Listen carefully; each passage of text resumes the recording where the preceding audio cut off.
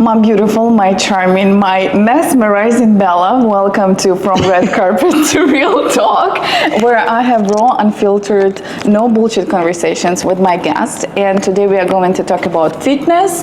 And I was thinking, who is the better person than you are to talk about? Thank you. Yes, bodybuilding, diet, etc. How are you doing today? I'm good, thank you, and I'm very honored to be here. So thank you for inviting. Yes, the honor is mine, so let's get straight to business. What is the number one excuse people give for training at home? I just don't have the motivation. I think that's the number one excuse, because I think it's really hard to stay consistent when you are at home. If you think when you are at home, so many distractions around. Your kids are there, your family is there, your pets are there, your whole entertainment system is there. So it's just so easy to get distracted and focus on that one certain thing. And also, I think home in general is associated with rest. For some people, no, because some people are working from home, but still, the original version and idea of home is having a rest and not pushing ourselves and do things that we not necessarily want to do. And other thing which is, I think, very important, you don't have an external control or an external motivation. When you go to the gym, you have a tribe. Everybody is doing the same thing. You can see everybody is trying their best to push themselves, and it's just the energy and a designed place for that certain purpose. So you can do workout at home, and we did have times before when we had to do exercise at home, but I think it's so much harder to focus at home than when you go to the dance studio or to a gym or something. And also the environment is not necessarily designed for exercising. Some people are lucky enough and have gym at home, but most of us don't have that. So I think it's just when you go to an environment and you have a time frame that in this 1 hour and a half, I'm gonna do these certain things, I think it's a very good push. And even for small things, like if you just want to do some stretching. For stretching, you don't need much. You need a yoga mat basically, or maybe some yoga blocks. But still, even if I have a day when I don't want to do anything else, I just want to do like a 40-minute stretching, I'm just not doing it at home. I prefer to go to the gym and I'm focused in that 40 minutes. I'm there, I'm only stretching. I switch off my phone. Maybe I don't switch off my phone, but I put it on the side, and I'm there for that one purpose. Yes, totally agree with you. And yes, I agree about the stripe that you have at the gym and all of the equipment and the energy. Of course, like you're going to the gym, so you are going to do the workout. But at the same time, don't you think that people are simply procrastinating when they're at home? Because I don't believe that you can only have a perfect body only because you go to the gym, for example. You can also have your workout at home, as you just said, yes, but it's also about like how bad do you want, don't you think so? No matter what, no matter if my husband is talking to me or my kids are distracting me or these dishes are bothering me, no, I have my routine at 9 a.m. till 10 a.m. for example, I'm working out at home, right? Yes, you really have to want it, is true, but sometimes it's just simply hard to cut the distractions. So when your kids are around, it's really hard to tell them like mommy is at home, and it's just like, no, leave me alone please for 40 minutes. They don't understand. Your parents not gonna understand that, okay, you don't cry please in front of the door, don't scratch the window or anything. I'm working out, okay? You have to understand that, you have to respect that, because they just don't. Yes, you have to create the boundaries with your family members, yes, if you want to work out at home. But I totally agree with you that gym environment is something like completely different than working out at home, yes. But it's possible. It is possible if you are disciplined enough, especially if you are alone at home. You can organize your time better if you're disciplined enough, and that's your thing, that you have an app and you just put it on the screen and you follow the exercise. But I don't think it's still the same when you have someone talking to you through app or you're watching a video, when actually you have a human who is talking to you and you have other humans who are doing the same things around you. So it may work for many people, but even when it was COVID, I prefer to go out and do some exercise outside. I don't know, when you're at home, you just want to sit down and everything is distracting you, even if you get an email. You go on the phone and 15 minutes is gone, 20 minutes is gone. So you didn't do your exercise again, and you just notice, oh my gosh, I didn't do it again. Because the day just passed by. Gym energy or solo green, which builds real discipline? I feel like we just covered this question. Yes, but just because you go to the gym, it doesn't mean you will be a discipline. Only there's no tools, there's no places, there's no people that can build discipline for you. They can help or they can pull you back. Both can happen.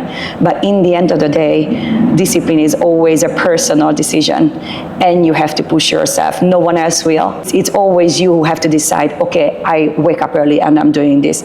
Okay, I don't want to do this, but I'm still gonna go to the gym. So many times I don't want to go to the gym. Many people, I think, they don't want to go to the gym, but once you're there, you're just doing it. It's the same with the diet. I was like, you are the one who decides what you're gonna put in your body. You want that cake, but then you think a little bit, and I was like, it's not that important actually, because I want to be lean. So in the end of the day, no, of course a partner could be motivating, but it's always you who decides. Make that effort. No tool, no place, no person will build discipline for you. I love this example about the cake. So once a friend of mine, a European girl, brought me a cake, okay? And my husband went nuts. He got so grumpy, and he was telling to me, you know what, she's not your real friend. She wants you to be fat. And I was like, no, baby, it's my choice to eat this cake, not eat it. At the end of the day, it's my choice, but it doesn't mean that my friend is bad simply because she brought me this cake. No, in the European culture, it's just a form of expressing the love, it's care. A gesture. It's a nice gesture. It's a beautiful gesture. Something. That's it. Yes, it doesn't mean that I want you to be fat or something else. And I was like, shall I tell her that next time she should bring me the cucumbers? He said, yes. I said, okay, if it makes you happy that the next time she'll bring me cucumbers. Did she get you a cucumber? She didn't come next time. I'm joking.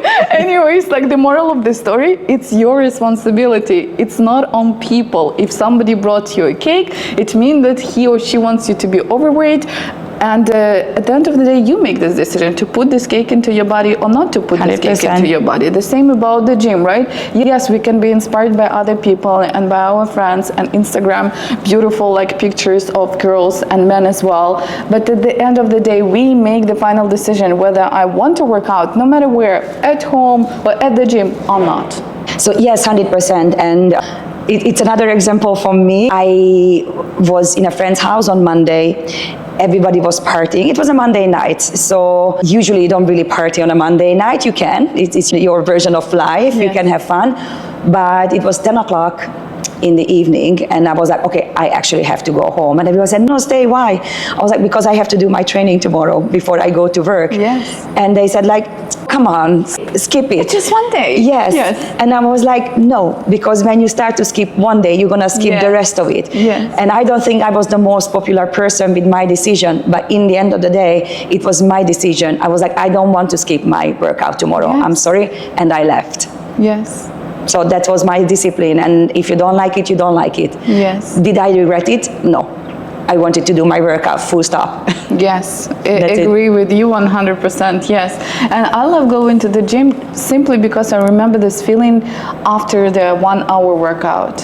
I feel so empowered, strong, motivated, alive.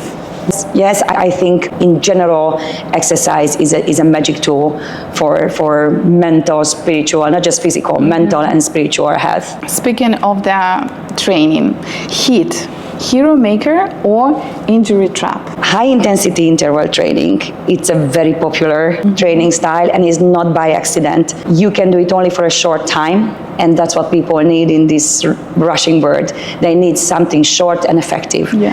And when you do a high intensity training, you are probably drenched after a half an hour workout, and you feel that you worked so hard, and we love that feeling. We can tap our shoulders. That is like, yes, I'm such a hero. I'm so cool. It's a good feeling when you feel that you work hard, but everything has pros and cons. And I think people lots of time forget about the cons of high intensity interval training. It is fun. It can be effective, and it's the big calorie burning exercise. But in the same time, and I'm sure you notice that on yourself as well, when you work really hard, your hunger is increasing drastically. So let's say you burn crazy amount of calories during the workout. But when How many, for example, like 500? I don't want to say, because it really depends on the interval. It depends on how long you're doing it. Depends on how intense the exercise was. So I don't want to go to numbers. But yes, it's an effective calorie burning exercise. But in the same time, we tend to treat ourselves with big meals after a big workout. So typically you're eating back with your first meal 3 times or twice as much as calories that you burned. And also when you do like a hard workout, usually you need longer recovery time. So maybe you hit the gym, you do some high intensity interval training, and you feel like you're so cool, but for 3 days you're not gonna do anything, and you just keep eating because you're recovering and because you deserve it. And you need proteins, so whatever excuse you find. Yeah. And the other thing with high intensity training is that high intensity means very different thing, let's say for a 40-year-old overweight woman and for a 20-year-old fit guy. People going to classes, usually they give you options. This is the easy option, this is the medium level option, this is the high intensity, the really high intensity and complicated version. But I think many people get discouraged on classes because they just cannot do that other people do. So it's very important to with these kind of trainings to find the style and the level of intensity which is suitable for your fitness. If you are an overweight person, quite possibly you're not going to be able to do box jumps for 20 minutes, and nothing wrong with that, but you have to build it up. I think this high intensity interval training hype, it's a little bit tricky because you think that's the only good thing if you can do the box jumps and everything, and it's not necessarily. Maybe you're coming out from an injury. If you had injury, probably that's the last kind of training style that you should do. You have to build your fitness back. That's very important. And on the way here, I was watching on YouTube. It's full of these training programs. I didn't try them. I don't want to say they are bad, but do not fool people that just because you have an effective training style, effective calorie burning training style, it is like a magic wand and you're gonna lose weight and you're gonna get shredded. Maybe I'm old-fashioned, maybe I'm missing out something. I didn't buy those training programs, but as far as I know, you only gonna lose weight or tone up or gain muscles if you pair the training with appropriate diet. So don't fool yourself like, yes, you know, I do 3 times a week high intensity interval training and I'm gonna be so shredded. It is a good training, but as I said, it has its cons, and I think like everything goes together with the diet. A steady state cardio front or fat loss fraud? Lots of times we hear bad things about cardio. That is useless, it's pointless, it's a waste of time. I've never heard this. Really? Yeah, it's like literally it's all around. I thought cardio is like your magic stick to perfect body. Okay, so we're watching a different YouTube, or we're hearing different opinions. Yeah. And I think, in my opinion, whatever other people say, I think cardio is a very useful thing. Yes, me too. Maybe it's not good for certain things. If you want to gain muscles, yes, is not the thing to do, but I love cardio. I think it's absolutely a magic tool for resting our thoughts. Exactly, yeah. Building our endurance, just having a rest from the word. In fact, I think maybe because I'm watching too many muscle building videos about muscle building, yes, it is not really good for that purpose, or you cannot do enough cardio to outtrain your bad diet. That is true. But cardio has many health benefits. I really love it, especially if you have some injury. That's the way how you can start to move again. And I think cardio is a very good way to build a routine and actually make exercise part of your days. Again, if you are, let's say, an overweight person or someone who never really exercise, just try to add every day 20 minutes slow, steady, or medium level cardio. It can make magic. Yeah. When you actually start to make your body moving, it's never a bad idea to make your body moving. So slowly you can build up your intensity level. And yes, at some point, if you want to change the composition of your body, if you want to build muscles, if you want to tone up, probably you need, not probably for sure, you need another kind of training as well. But cardio is there for me like a magic wand, and it does require more time. So you start maybe with 15 minutes, but sooner or later you're gonna do longer times. But I think it's just such a mind calmer. Yeah. Like high intensity interval training is like more like a confidence booster. Yes. I think cardio is like a Peace, yes, I totally agree with you, and I just wanted to add that I love cardio workout only because I like to sweat out all the negative energy that I have in my body.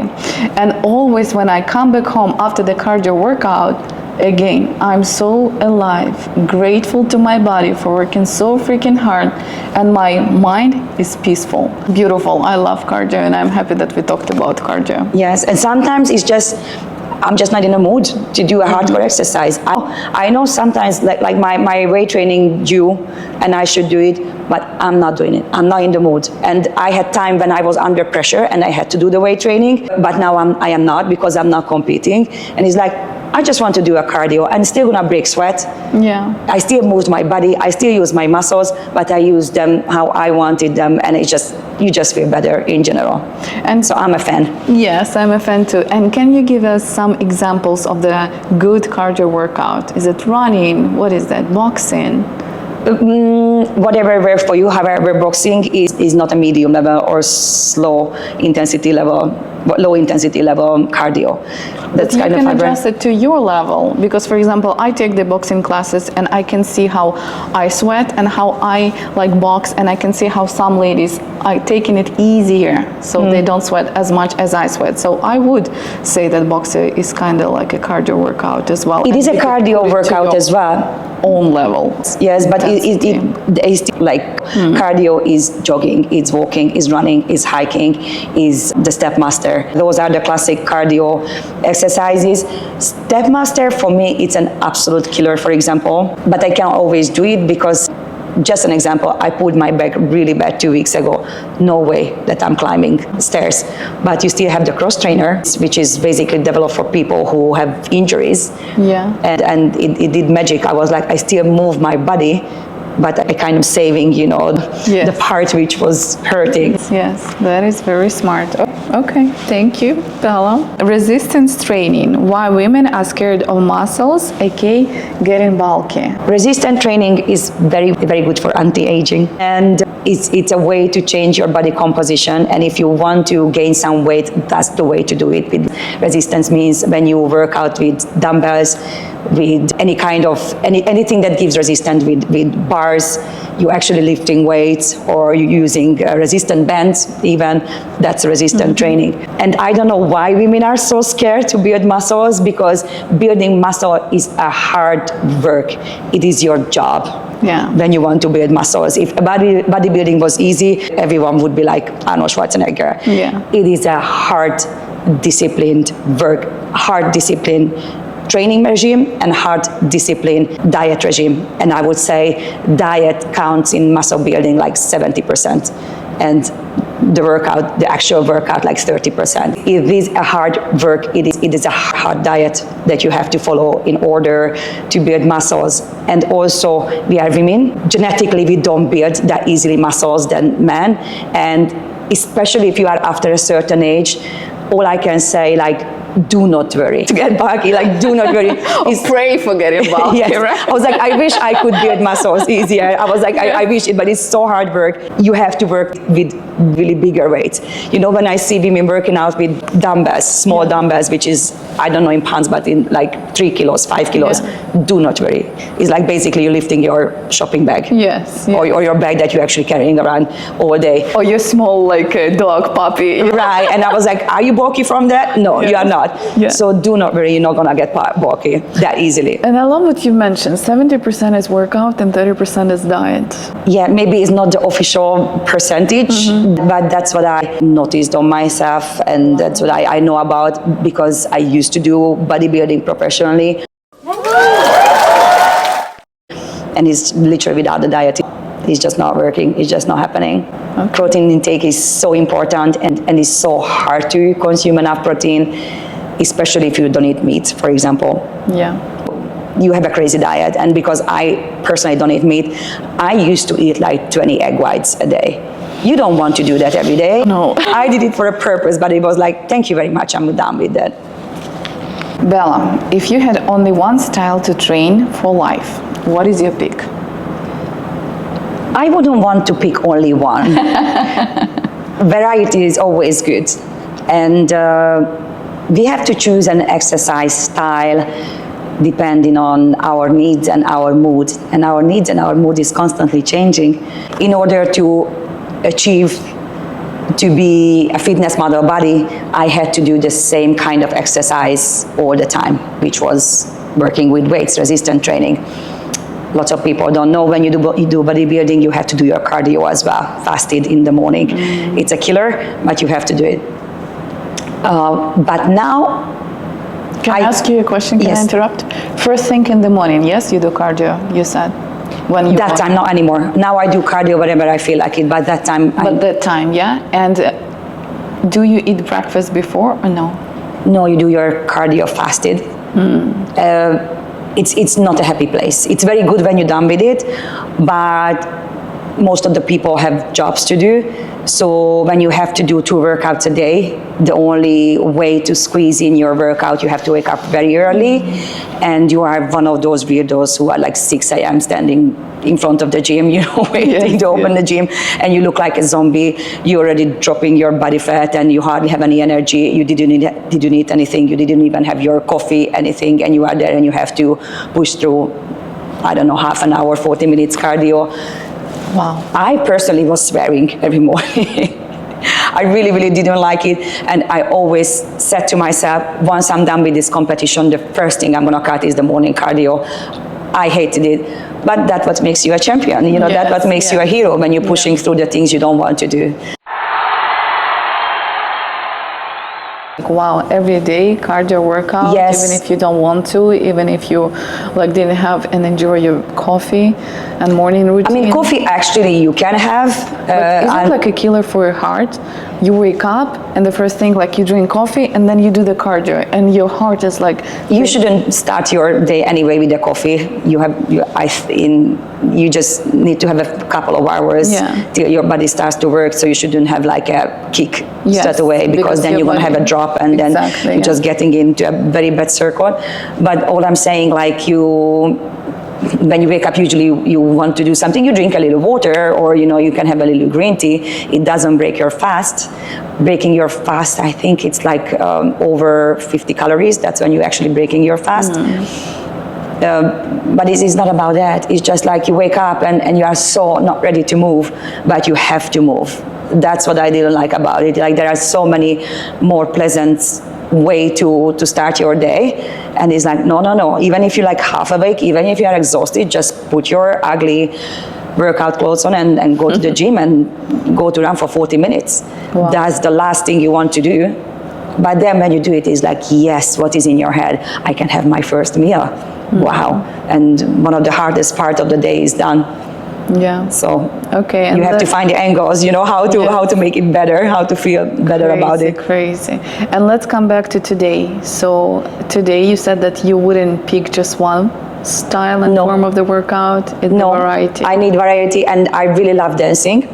And dancing does not make your muscles bigger. I'm not gonna have a beautiful round buttocks from dancing, but I love dancing because that's something completely switches me off. When I go to my dance class for 1 hour, I don't think about anything else. I'm just moving my body, and it's a beautiful way to keep your mobility, to keep your brain working on a certain way, that you can actually coordinate yourself. And I feel very creative, because many times I train by myself and I'm figuring out choreographies. It's a beautiful process. It's a beautiful thing. And also, as I said, I'm a fan of cardio. So whenever when I know I don't want to work out really hard, I just do some cardio. And I always, after cardio, I do a stretching session. I love stretching. 40 minutes stretching, even if I don't have time. 40 minutes stretching? Oh gosh. Yes, because it's more like contortion kind of stretching. And I work on my handstands or whatever, any kind of gymnastics. I like to go to gymnastics classes. But sometimes my body doesn't allow me if I have something pulled or whatever. And I still do my resistance training, but only whenever I feel like it. And sometimes I don't know if I feel like it. I go to the gym, like last night, for example. I think I'm just gonna do some cardio, and the bars were, the frame, you know, for the lifting was empty, and I was like, it's calling me. I was like, okay, let's do this. Yeah. And I haven't done lifting for a while, and I just said, oh my gosh, I'm so weak. But somehow I got into my zone, and I pushed it through, and I break sweat. If you're really focusing on lifting weight, there is a beauty in it, is you can internalize the whole thing, and you get so focused, and you just cut the outside word, and you just try to figure out where is your limit. And I didn't want to destroy myself, so maybe I didn't push it to the maximum, because I haven't done it for a while, and I didn't want to be paralyzed today, like from muscle soreness. But I still pushed it hard, and I was like, wow, actually it was a 10 o'clock workout, and usually I don't, if I do resistance training, I don't like to leave it for the end of the day, but somehow yesterday happened, and I really enjoyed it. Yeah. So whatever, I do whatever I need. And yeah, whatever like your body wants. Yes. Right? Yes. And I enjoy the freedom of choosing whatever I like these days, but one thing I don't really like to compromise, I have to work out at least 5 times a week. Some kind of workout. If I have a 5 times per week, is it 5 hours or more? Depends on the training. Depends on the training sometimes. But usually what I notice, I need like 1 hour 15 minutes, 1 hour 30 minutes to finish. If I lift weights, let's say I'm lifting weights for 40 minutes, and then I have like half an hour stretching. Not everyone is stretching that much, but I do. But I want to keep my mobility. I don't want to lose my flexibility.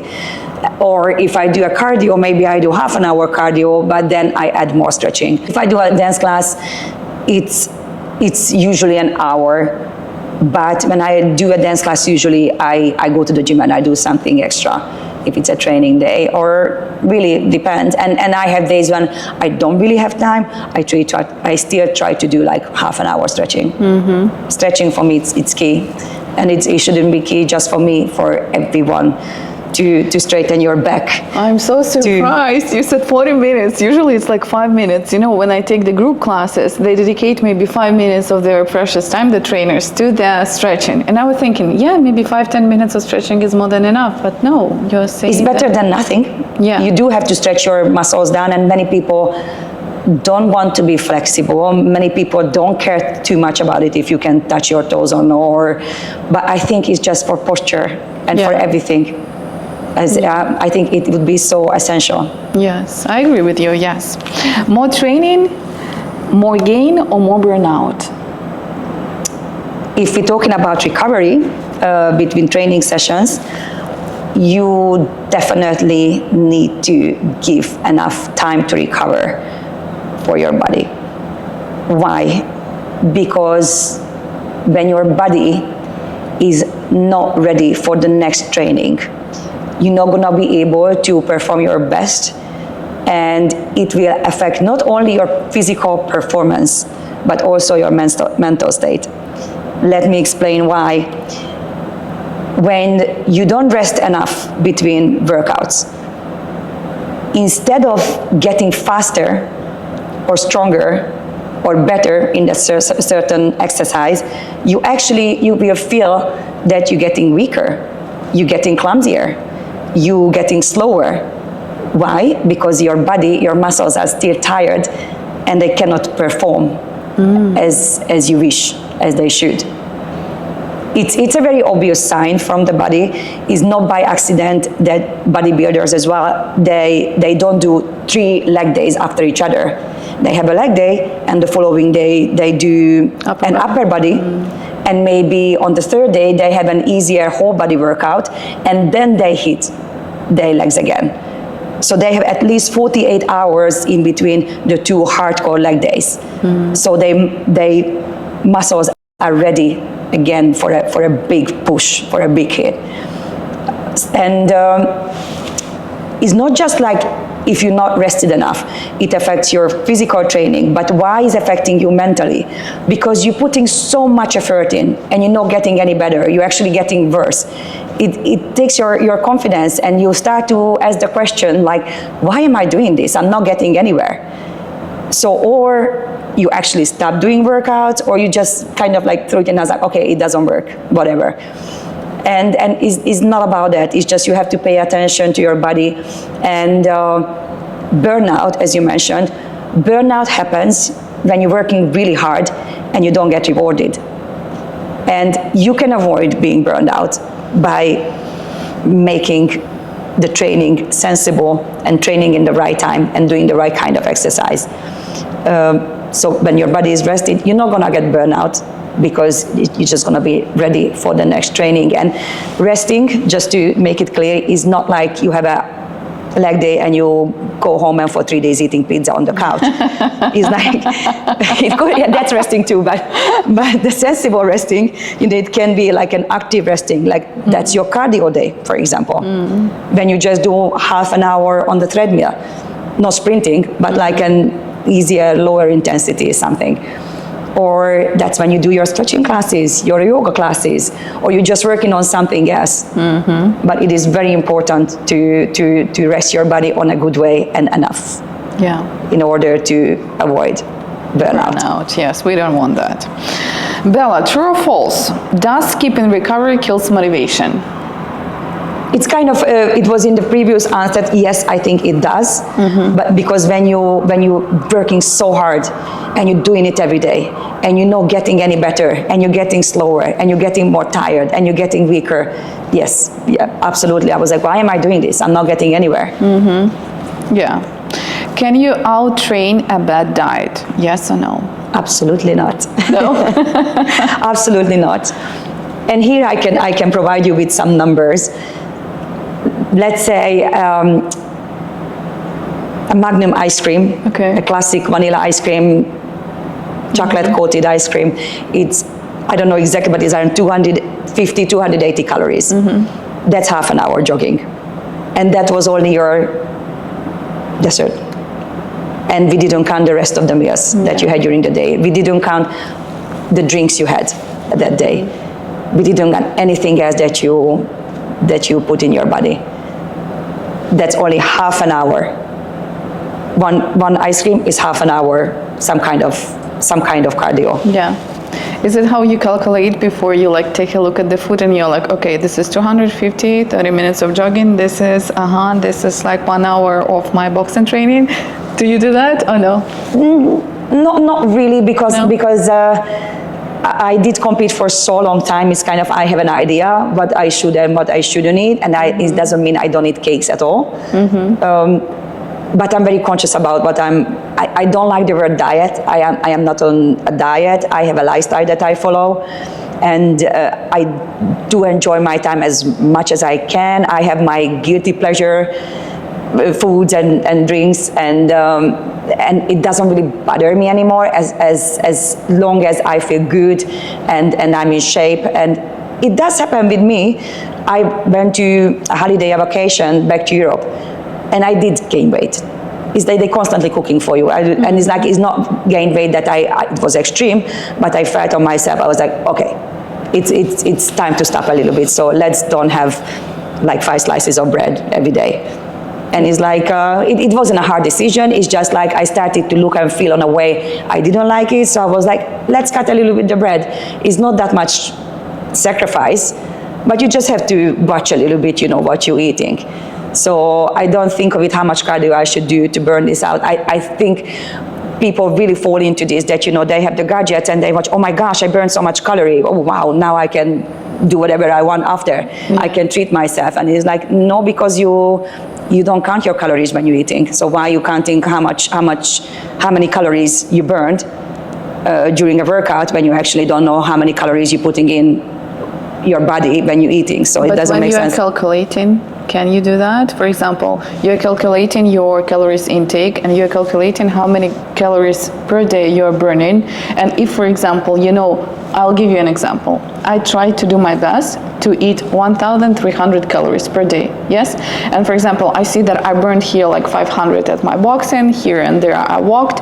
Okay, today I've eaten only like 1,000 calories, and I see this ice cream. Let's come back to this example. Can I eat this ice cream? Because I will fit into my calories intake, and plus I did the killer workout. Can I do it, or you don't recommend? You can do whatever you want. I lived on meal plans for 6 years. Very restricted calories. And if you want to use that 1,300 calories for 3 pieces of ice cream a day, you can. Really? But you're gonna be so hungry, you're gonna feel so bad, Yes. you're not gonna have enough energy, you're not gonna build your muscles. So you have to choose your type of food, like why you eating that thing. I am not counting calories anymore. I don't need it. I needed it when I had to Compete. shred in a certain amount of time, and that was the way to do. But if for some reason you're counting your calories and you decide that you have 1,300 calories, which is very little, by the way, if you're working out twice a day. So if you decide, okay, I can have only 1,300 calories because in 3 weeks I want to lose this and this much weight, you can use that 1,500 but 1,300 calories as you want, but you're gonna be miserable and you're gonna be struggling.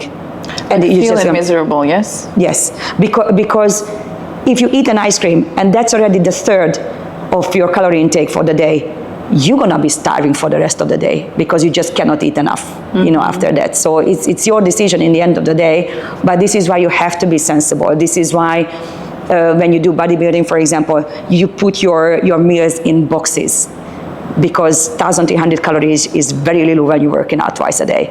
So you have to feed yourself constantly during the day. You have your smaller meals. You have to have meals that actually filling your stomach up nicely. An ice cream is not going to fill your stomach up. In fact, you're going to be hungrier because you put sugar in your body, and you're going to have and you're going to have cravings and stuff. So if that's your way to do, you can do it, but it's just going to be extremely hard and you're going to struggle. Yeah, we don't want to struggle. We don't want to struggle. We try to make things as easy as possible. Exactly, yes. And also, you're not going to have energy. That's very important. And too. I love what you said, that yes, you have 1,300. Let's put this example, yes, on the table. And you decide what you're putting into your body. Absolutely agree with you, because there are so many foods that are rich of like high protein and carbs that are actually good for you. I love eating like buckwheat, obsessed, so delicious. And yes, it's carbs, but it's like healthy carbs for your body. Healthy carbs that provides energy. Yes. Okay, love that. Bella, let's talk about abs. Abs built in the kitchen or in the gym? Abs like six-pack? Yes. Sorry. I love abs. Abs are good. They are pretty. Sexy. Yes. Six-pack. I think everybody thinks, not everybody, many people thinks that, okay, if I lose weight, my muscles are going to be visible. Your muscles are not going to be visible if they actually are not there. So you have to build muscles in order to have visible abs or six-pack. So answer to your question, yes, it happens both in the kitchen, both in the gym. Why? Because if you want to gain muscle, you have to do a certain type of training, and you have to feed that training with an appropriate training. So you have to have enough protein, you have to have a diet basically for muscle building. Once you build those muscles, and building muscles requires calorie surplus. So you do gain a little weight, you just have to make sure you're not gaining too much fat, but you do gain a little weight when you're building muscles, but then you have to shed down enough in order to see those muscles under the fat. It is not an easy thing.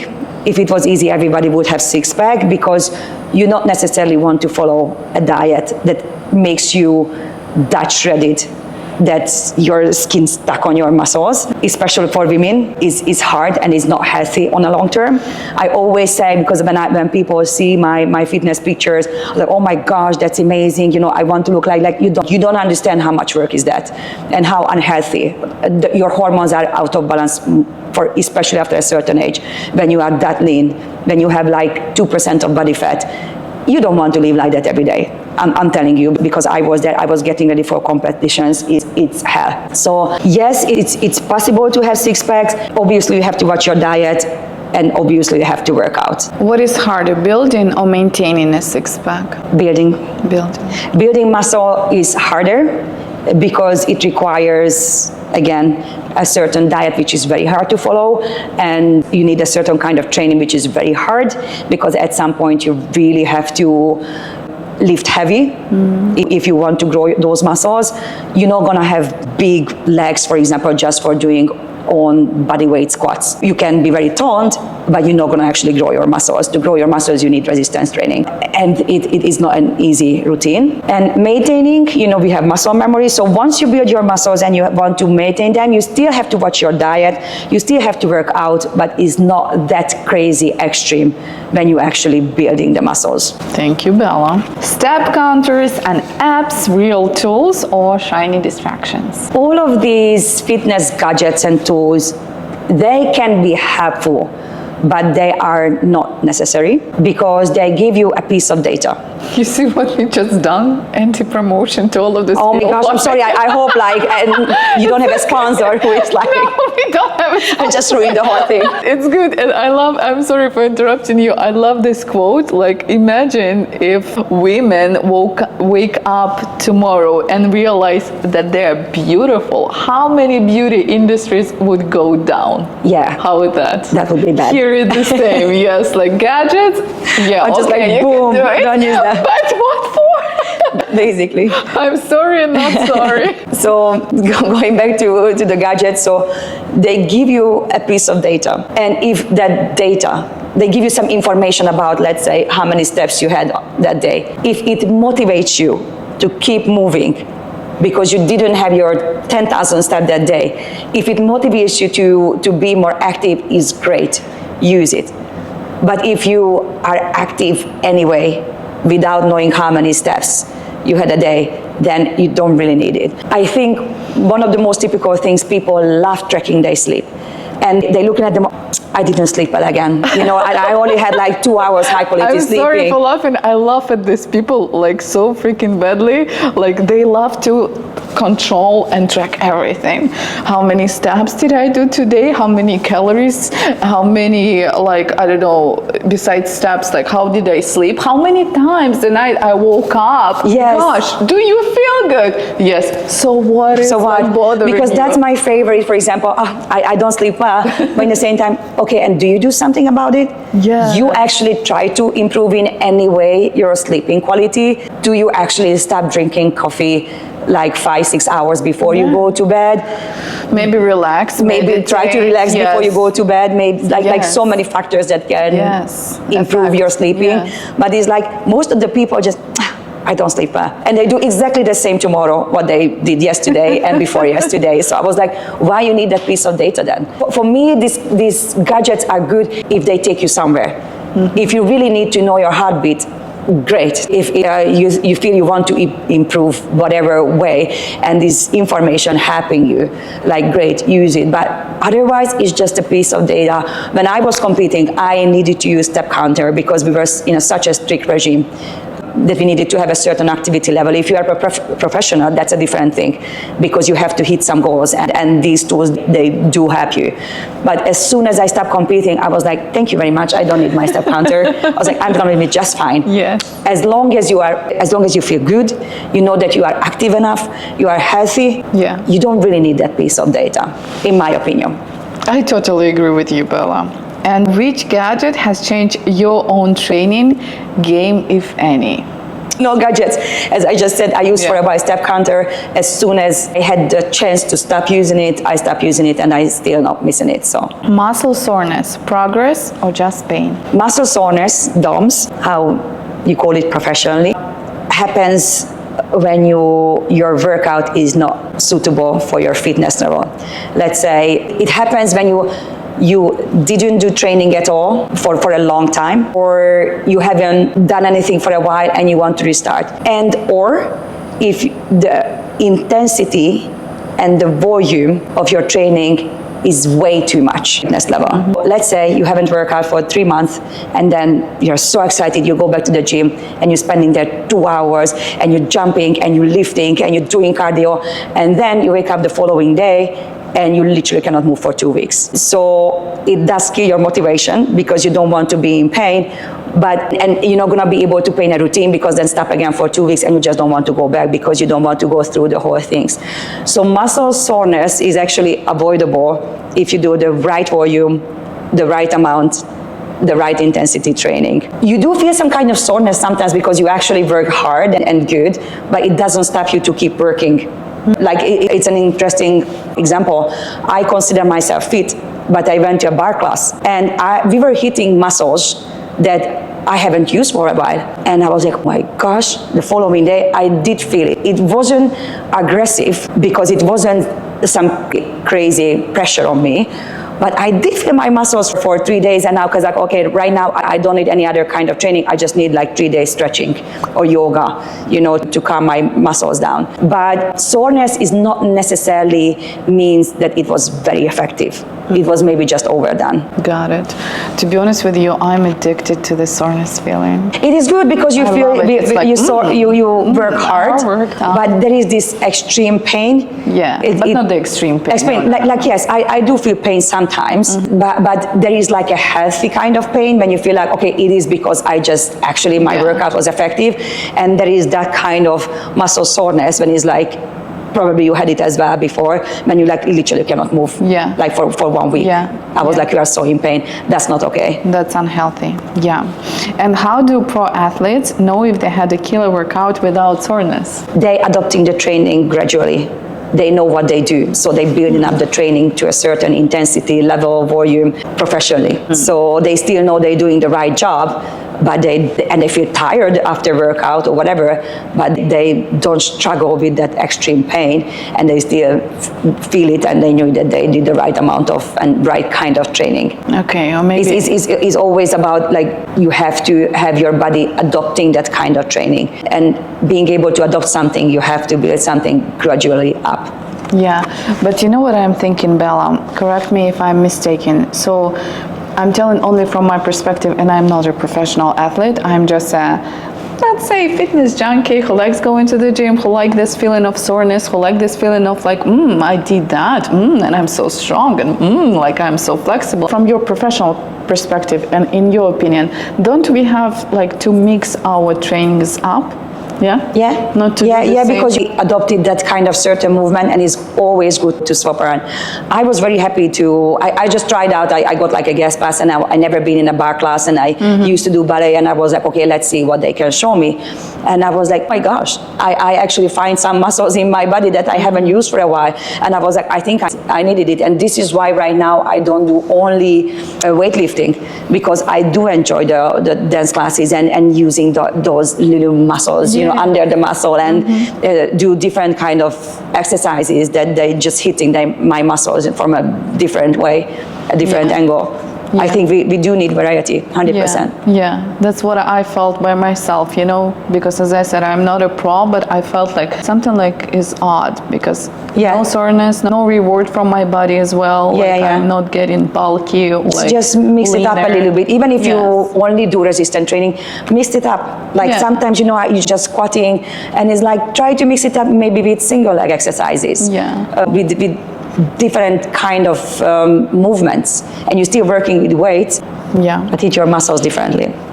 Okay, let's move into the diet, because you've mentioned so many times today about the diet and how crucial it is, and all of us know about keto and paleo and intermediate fast and vegan and oh my gosh, so many things. And which one is the king in your opinion? I don't think there is one king diet. Everybody is different. There's no one size fits all in diet, for sure. I think to find a suitable diet for yourself is a journey, and it's a never-ending journey. Because maybe for a period of time, one kind of diet, and I don't like to use the word diet, a pattern that you're using, and it's not necessarily diet, because when we say diet, we always have a negative feeling in us. Yes, that is restricting. Yes, and it's not necessarily, it's a style of eating. Once it's like things working for you for years, and then your body changes. Yeah. Your need changes, and it's like there's no shame to modify. Like, I think, let's say you are vegan and you promote veganism, but then one day you really feel like, I want to eat fish. And it's like, my gosh, I was vegan till now, and I believed it so much, and I spread the word, and I was promoting these things, and now I don't want to do it. And then what? Who cares? As long as you feel good, that's the most important. You don't have to put yourself in a box and just follow one certain direction. Bella, is there any diet that people should stop doing right now? I wouldn't give advice on that. If something doesn't work for you, just stop it. But in general, I would say just stop the very restricted diets, because you're not gonna go for long with them. Even if you think like, yeah, this is working for me and I love it now, you may not love it like in a few months. Like, I have a friend, and I don't talk about or against any diet. She started to do this caveman diet, which is only meat and no fiber, no fruits, no vegetables, which is already strange for me. And she says like, yeah, but it's so much collagen because you're just eating meat with meat, and so much protein and everything. But it's like, yeah, but you also don't have any fiber, you don't have any vitamins, you don't have any minerals, you don't have, I don't know, it just doesn't make sense for me. She lost lots of weight, in fact. But after 4 months, she started to look for other sources. It's like, because you cannot have a social life. Sooner or later, you just don't want to eat the same things all over again. And then her skin started to be not so nice and everything. So I think everything which is like very restricted and very one-sided, it never works. And also, we are not cavemen. We are not in that era anymore. So we don't have to eat that way. And it's kind of, I was like, I don't know, I'm not in her head. But again, what I said previously, you don't have to shame when you realize, or you have to confess, okay, this is failing for me, I have to modify. It doesn't work for me anymore. It almost like a cleansing diet. Do it for a few months, but then just try to go back to normal and find a way that works for you. I think that's the most basic thing. Like, don't have a diet which is kind of cutting you from society, cutting you from social events, cutting you from enjoying food in general. Yeah, and we are not talking about this like pizza or burgers, etc. No, we are talking about the variety of different food that can be like even, I don't know, nourishing your body and helpful for your body. For example, remember when I asked you about the variety of workouts, if there is only like one workout that you would choose, you said no, there is like the variety of them. Here is the same with the food, in my personal opinion. When you eat the same thing all over again and again all the time, it's like boring as well. And for your body doesn't, maybe I'm not a doctor, get the minerals and vitamins from the same food like all the time. For example, your friend, yes, she should talk to my husband because he's following the same diet. He eats only meat, and it's so freaking boring as well. And we don't eat together because I don't eat meat. Yes. And I'm not shaming him or doing something like saying something bad about this diet. If it serves his body, perfect. But it's exactly what you said. You're cutting yourself out from the society as well. Like, what do you eat for breakfast? Nothing. He eats for breakfast, then he eats on the lunch and dinner maybe sometimes.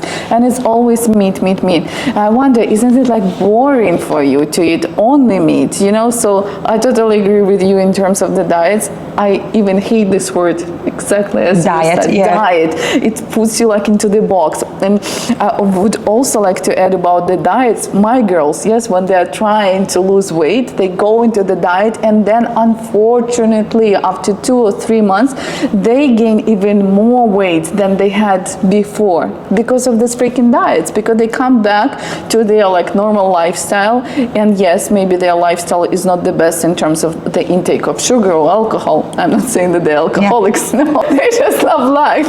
And yes, and that's so pity for me to look at that, because in my opinion, not a pro, we have a pro athlete opinion and regular person opinion, like it's okay to leave, to mix. Yes, 100%. And one thing we shouldn't forget, our body is not set for starvation. Mm-hmm. And when you have these crazy restrictive diets with very little calories and whatever is the restriction, you are not happy. Your body is not happy. And as soon as you stop the diet, your body will find for getting back what you lost. Yeah. So you have like an extreme low calorie diet, and maybe you look perfect for a photo shoot, but then you start to eat again, you're gonna gain it back as much, but not even more, like double. Yes. Because your body doesn't want to starve. And it happened with me after almost every competition. I am not a role model to follow regarding this, because after competition you should reverse diet. When from this extreme diet you start to build it back gradually, your macros and your calories. I will be honest, people, I think sometimes I think I'm a very strong person. That's something I never could do. When I was done with the show, I was like, I don't want to reverse diet. I don't want to count my calories. I did the show, maybe even I won, I'm a world champion. And I was like, I need my body back. And usually, because it's an unnatural weight and in a natural unhealthy condition, my body was like, boom. And boom like means extreme things. Like your breakfast is literally like 1 jar of peanut butter. You don't eat 1 jar of peanut butter. It was just showing me how much my body was screwed up. But I needed it back in order to get my hormones start to work again. Yeah. And I was missing periods for a year, for example. Yeah, I was missing my period for a year and a half, because Yes. when I met my husband, he's a health freak. He was like, you should do this and you should do that, workouts. And I was like, oh my gosh, I'm not good enough. Your body is in stress. So I have to be the perfect human woman. Yeah. And I was working out extremely, and I had 7% of fat in my body. Oh, wow. But I felt like shit. You felt like shit, so you just have to make sure you actually feel healthy and your body is functioning well. Unless you Exactly. really And have your one body kind knows. of one goal, because when you compete, I always say that, like, when you have this fitness model body. Yes, and I'm so happy that you and I bring this up honestly and vulnerably. You are from professional's point of view, and I'm from the regular girl point of view, who was always also wanted to look like lean and skinny because of the Instagram, because of the expectations of your partner, etc., etc. But at the end of the day, we have to remind ourselves that our body knows the best. Right. Our body knows the best what it wants. Also, I think if you have a body image in your head, Yeah. in the end of the day, when I stopped competing, like after a competition, my idea wasn't to get big like this, but I just wanted to feel better. Yeah. And I was like, and as soon as I noticed that, okay, I think I'm stepping over my borders, I got back to normal. Not like extreme restricted diet, but I got back to normal. So I actually was able to stop binging, because I was like, okay, I don't want to be 100 kilos, but I just needed to get back to that normal.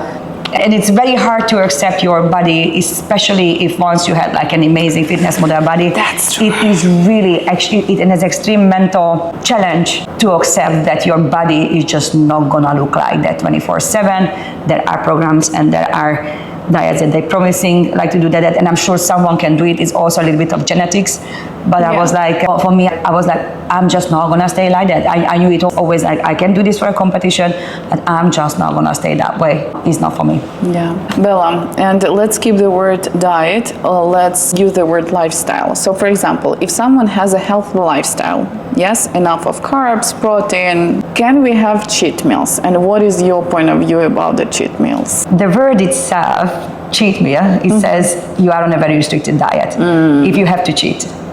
If you have a healthy, good diet, you don't really do cheat meals, because it's part of your routine, it's part of your lifestyle. When I eat a cake, I never call it cheat meal. No, I eat a cake because I want to eat a cake and it can fit in my lifestyle.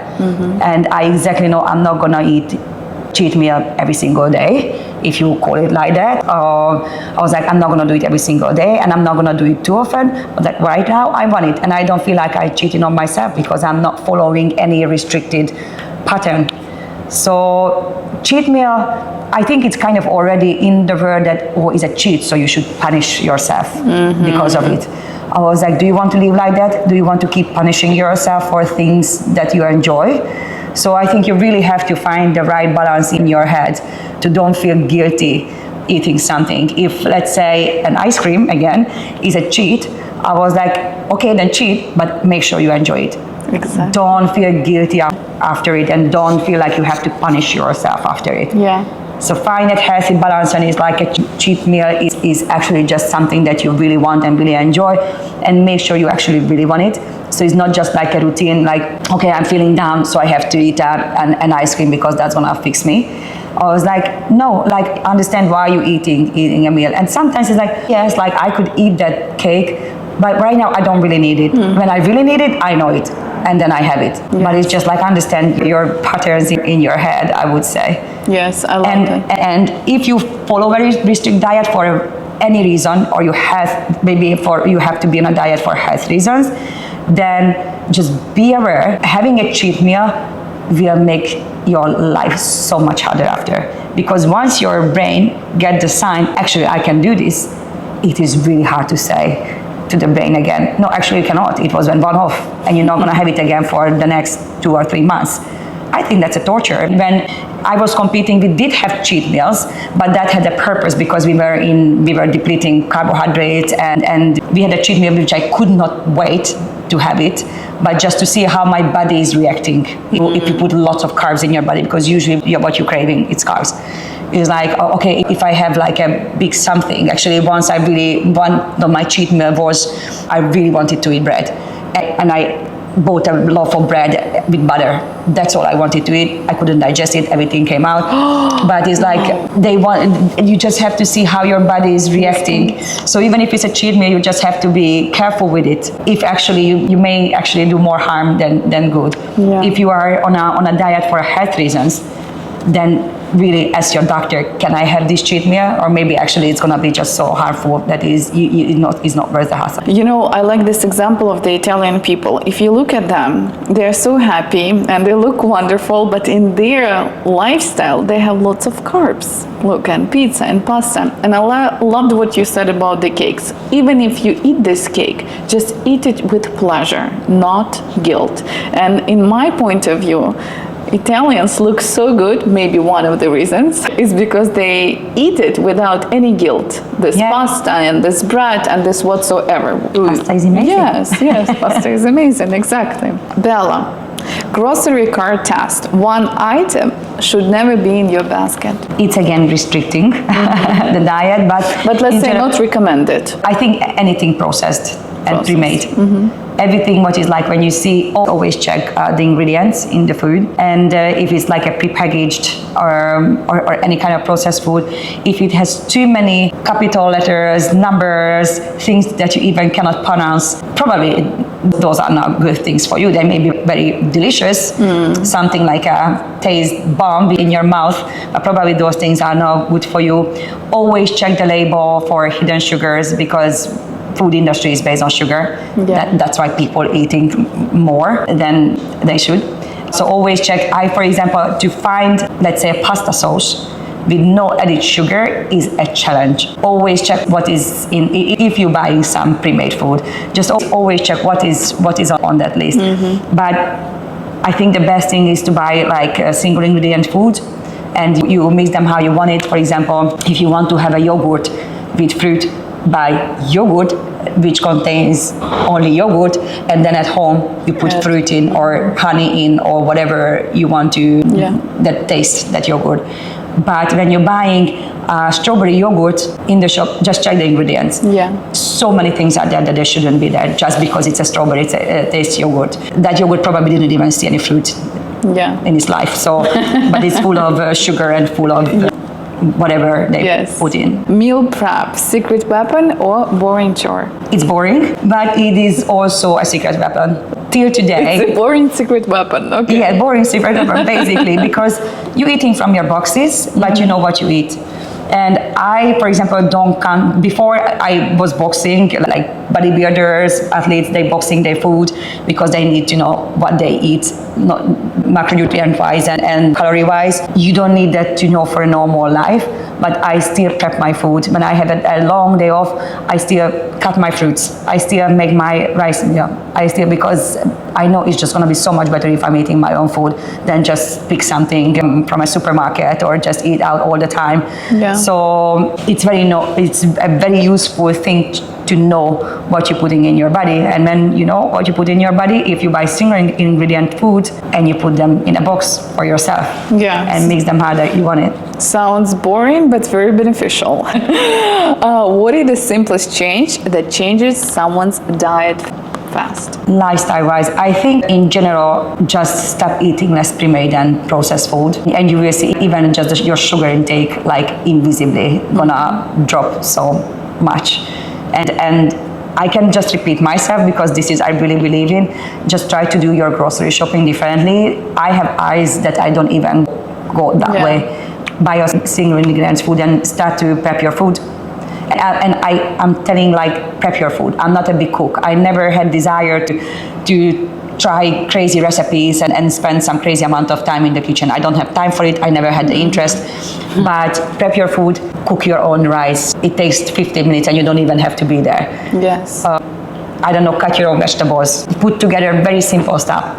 But, and just pay attention what you're eating, because even if you prepare your food, like, for example, fat is the most dense calorie-wise, the most dense, calorie-dense macronutrient. And it's like, okay, maybe you prepare your food at home. Just be aware. If you need to have a calorie counter, just out of curiosity, start to look at that. Because when you put that much olive oil on something, that's crazy amount of calorie. Yeah. So try to understand what macronutrients is, how much, how much you should use, how much, like, just make your search a little bit and be aware of what you're eating, especially with drinks, because the easiest way to put calorie in your body is in a liquid form. And this is why smoothies are very dangerous and all of those, because they can be healthy, they have vitamins, but also they can be like crazy calorie dense. Okay. Does food ever fix feelings? I would say sometimes they do. Really? but because sometimes you just want something. Yeah. But just don't rely on that. Like, understand why you're eating that kind of food. Emotional eating it's a very easy fix, but it's because it's easy and because it's cheap, because usually we're craving cheap food, right? Yeah. Cheap, sugar-rich, fat-rich, horrible things. That's what. Just don't get used to it. Just don't rely on that, okay, if I'm eating that cake, everything is gonna be better, because it's not. I don't say never do it, but be aware again what you're putting in your body and sometimes, always, on a long term, on a long run, actually you're causing more harm than benefit. So if you're trying to lose weight, I don't say don't break your diet sometimes, but just be aware you literally what you're working on, you can destroy in a very short time, because it's like an addiction. Yeah.